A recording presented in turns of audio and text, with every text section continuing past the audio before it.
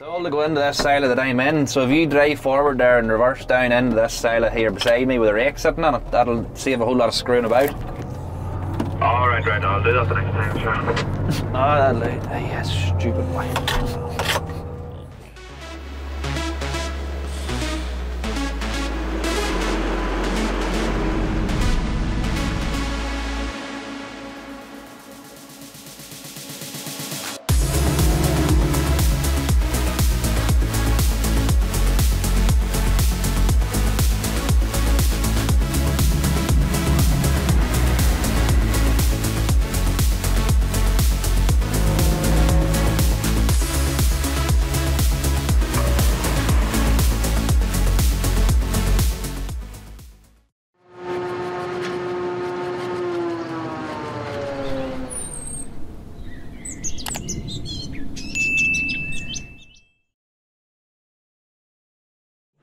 Well, like, everybody knows who McGaws are. Where kinda are you boys based?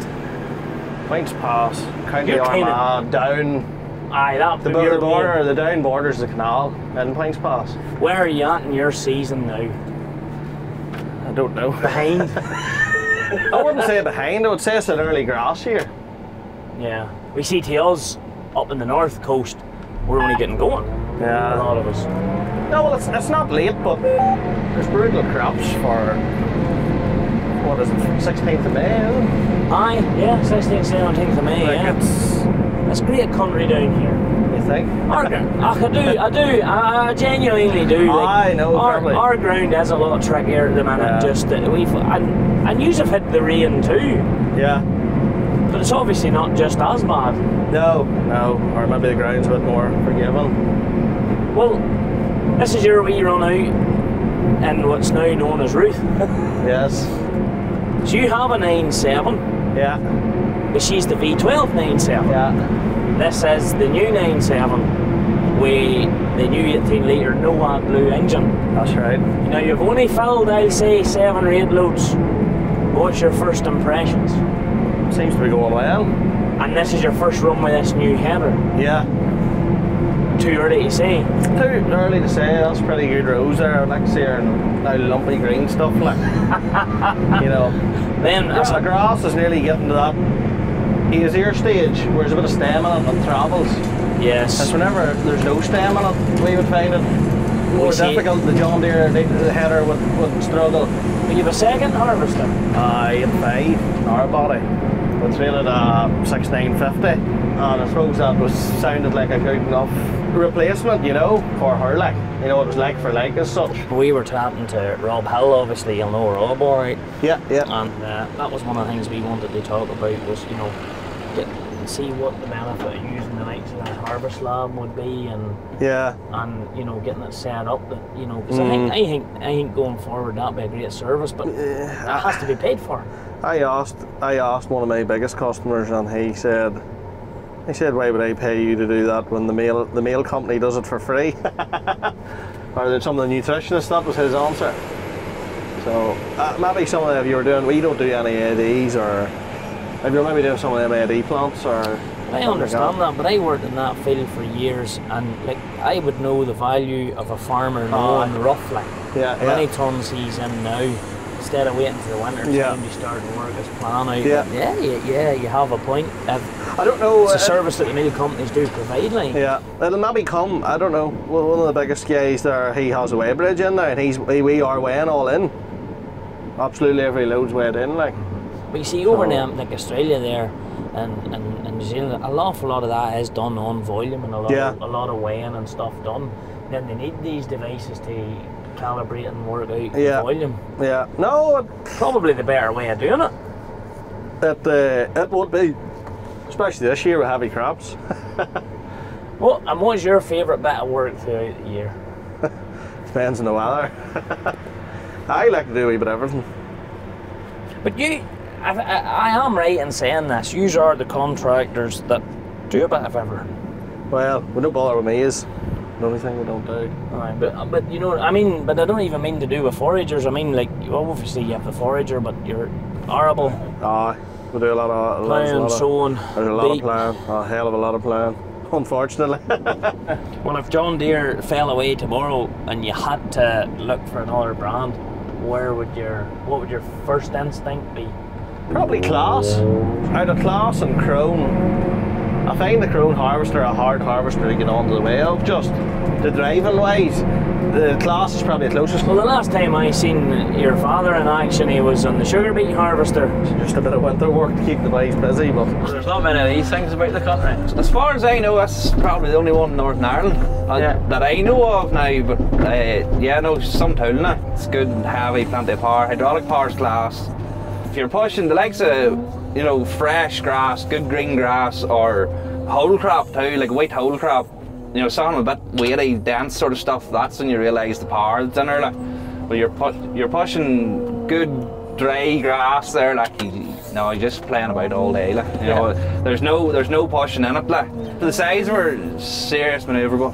Yeah. So she's 16 foot and I think 7 foot toes on her. So there is 7 foot toes. You fold her up there like you're still a brave grape. Either some places you get high up or along walls, or you finish in the silo even. There when it's just folded up, like, oh, some job still carries a grape full of grass. Like. See, when you get used to it, you wouldn't want anything else. And there's boys actually tells me, you know, oh, them toes far too long. You wouldn't want them any shorter. So, are you buck riding full time then? I would drive her most of the time, so I would.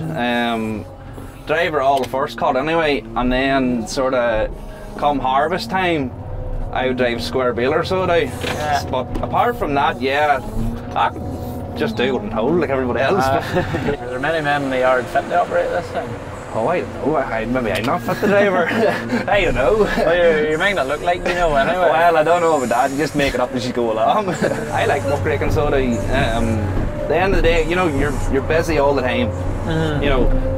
Them all boys are bouncing up and down roads and bouncing up and down lanes, and that's just not for me. Like.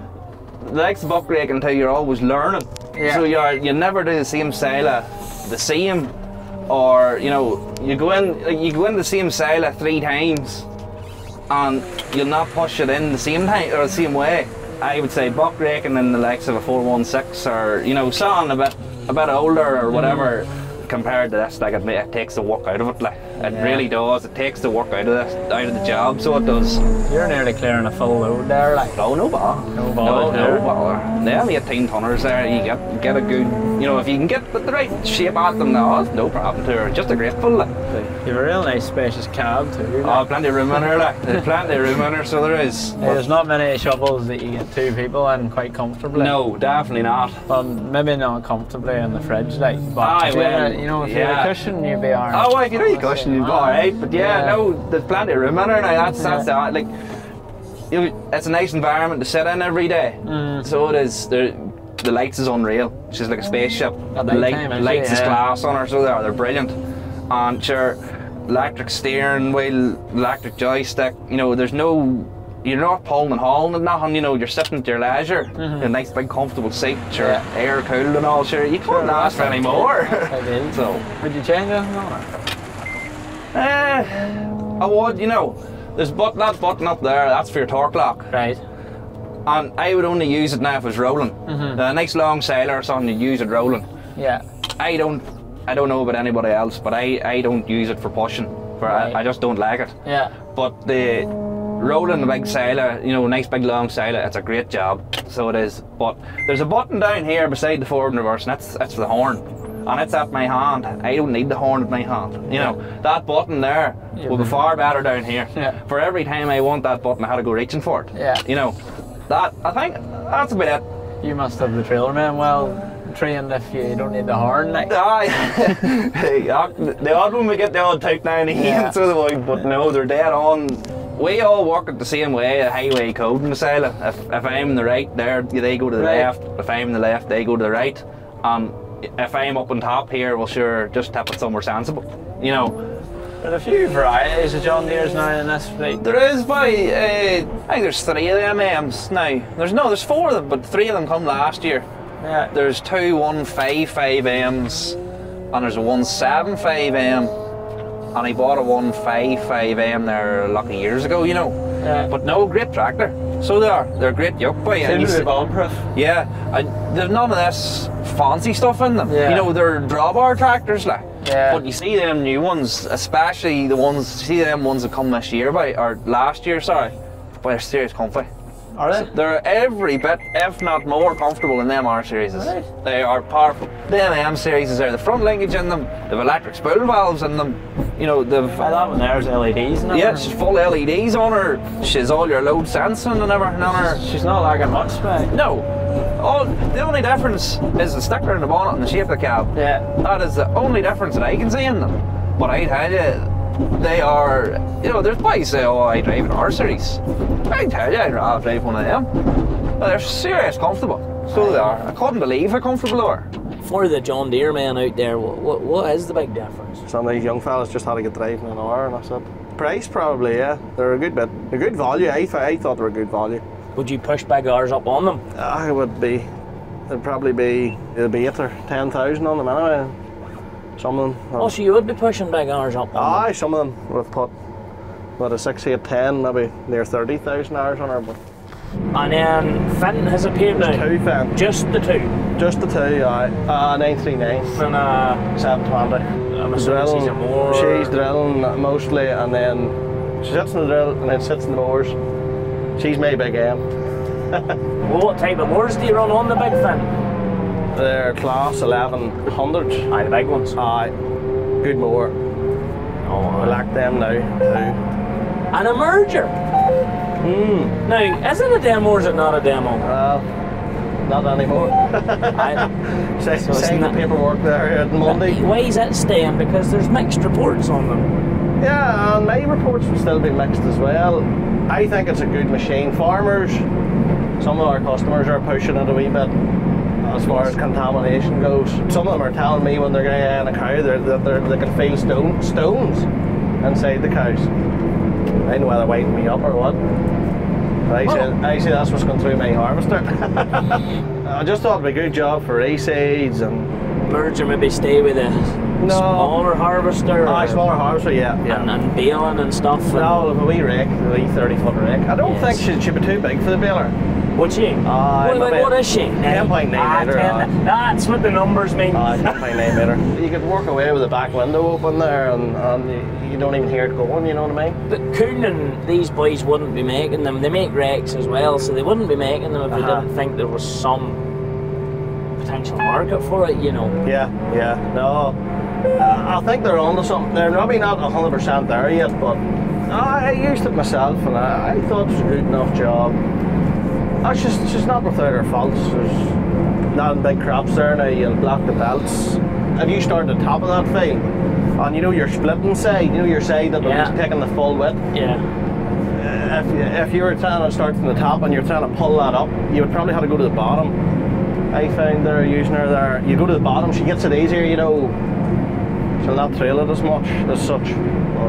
She's just bringing away. I suppose it's a wee bit like ploughing up a hill or down a hill. Yeah. It just goes with gravity, doesn't it? Yeah. Like, but He likes that second, third cut. If he got away for an hour or an hour and a half in the morning and he was raking them big 70-foot swords, you know, he's putting 3 on the 4 and then turning around and putting the 3 back on the 4th one again. Yeah. He's making 70 foot. I'd tell you, harvester wouldn't belong clearing ground. Like. No, so, definitely you know, maybe now in 2 or 3 months' time, I'll not think the merger's a great job. The harvester's going that quick. I think the problem is with the rake. I don't think it's the rake either. There's a lot of farmers and tatters who could do with driving lessons with it. Yeah. You know, there's a lot of these boys would leave top links very long and they're rearranging grass. Oh, I kicked my grass, but they're only rearranging it. You know, they're not tending it at all. And then, or there's these boys that just be flying. So that's no use either. No. Great machine for that wee harvester. So she has just smooth rows and together. Yeah, smooth rows all the time. You know, just keeps her chomping forward. Like, you know, 50-foot rake works well with her too. Yeah. So it does, but I think just lumps and you know, just the merger's a far better job. Like. Well, do you love it? Hey, is the silage a drug or? No, sometimes you ask yourself, but. But I think everybody asks. 3 o'clock at night, and you're laying underneath her with a buzz gun, pulling gutters out of her. I know. Every man that's successful in his own field not everybody sees what goes in behind it. No, definitely not. And you know that. Oh, and I know jiggers, that, I can tell you. but by the same token, No, you must love it. You need to love it or you wouldn't be at it. So it's just, it's some risk, like. so you're running 2 teams then, basically. Yeah, the A team, the B team. Well, what team's this one now? I don't know. It depends who you ask. Yeah. Well, the big shovel always goes to the big harvester. Right. So it does. That's generally the way it works. So you reckon this is the A team then? Well, yeah, I'll say we're the A team course. We're the A team, yeah. You'd have to be in the Yeah. N7 and the. You see, as long as the grass is get up the spout, then the sail, everybody's happy. Yeah. So I think, but yeah, no, we're the A team, like, definitely. We are. I know one thing. If you want to work with this place, you'd have a thick skin. Oh, yeah. If you're anyway sort of soft, you wouldn't last with this place now. There'd just be a lot of abuse with this place now. But it takes Keeps it, you like, going, keeps you going. it does. It just keeps everybody going, and you wouldn't work with if you didn't get on. This job wouldn't work. No, definitely not. So it wouldn't work. You'd be bored to tears. Oh, you would surely.